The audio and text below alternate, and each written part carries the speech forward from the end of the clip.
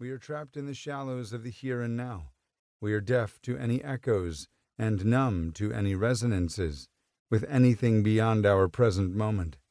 Each of us is alone, thrown back on our meager personal resources. If we were to dispense with the idea of the timeless universal classic, what would arrest the flux of time and assuage the feelings of the futility of individual existence that have haunted modern consciousness? As a historian of ideas, I thought if I could locate a time when there was wide agreement about taste and define the conditions that had made it possible, I would then be able to demonstrate that a classic is rooted in something more substantial, more durable than personal likes or dislikes, universal Western values, or the socially constructed time-bound ideology of any particular elite. But almost as soon as I began my study, I was confronted by a number of historical facts that shook the very foundations of my belief in the lastingness of the classic. The first was the checkered career of some of the most famous works of art of our time. If ever there was an indisputable classic, Leonardo da Vinci's Mona Lisa, the painting that attracts more tourists than any other in the world, estimated at 30,000 a day, would certainly qualify for that status. Michelangelo's David, which adoring crowds rush to see at the Galleria dell'Accademia in Florence, would too, along with the great Renaissance masters who created them, Leonardo and Michelangelo. So it came as a shock to me to learn that these celebrated works and artists have not always occupied the same exalted place in the imaginations of artists and art lovers as they do today. The Mona Lisa is a case in point. The portrait's first admirers spoke rapturously about its divine beauty.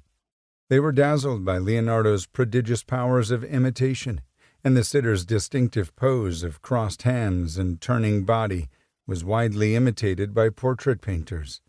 In 1518, Leonardo's French patron, King Francis I, acquired the painting for the private royal collection at Fontainebleau, with grave consequences for its reputation. Hidden from public view, the painting was all but forgotten until 1797, when it was moved to the newly formed Musée du Louvre. But even in its new public location, the Mona Lisa was largely unnoticed for another 70 years, when rather suddenly it became an object of fascination for a number of art lovers under the spell of the enthusiastic writings of Johann Wolfgang von Goethe, Théophile Gautier, Algernon Charles Swinburne, and Walter Pater. The event that launched the painting in the popular imagination was its theft from the Louvre in 1911, which received worldwide attention from the press.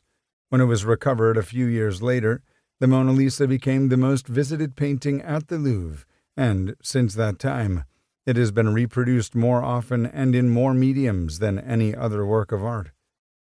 The startling instability of the Mona Lisa turned out to be true of other works long revered as classics.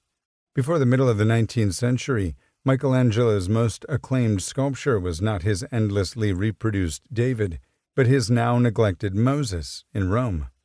Equally disorienting, Leonardo was rarely mentioned by art writers, and Michelangelo's reputation waxed and waned. The most revered Renaissance artist was instead a painter for whom few people today feel anything at all, Raphael.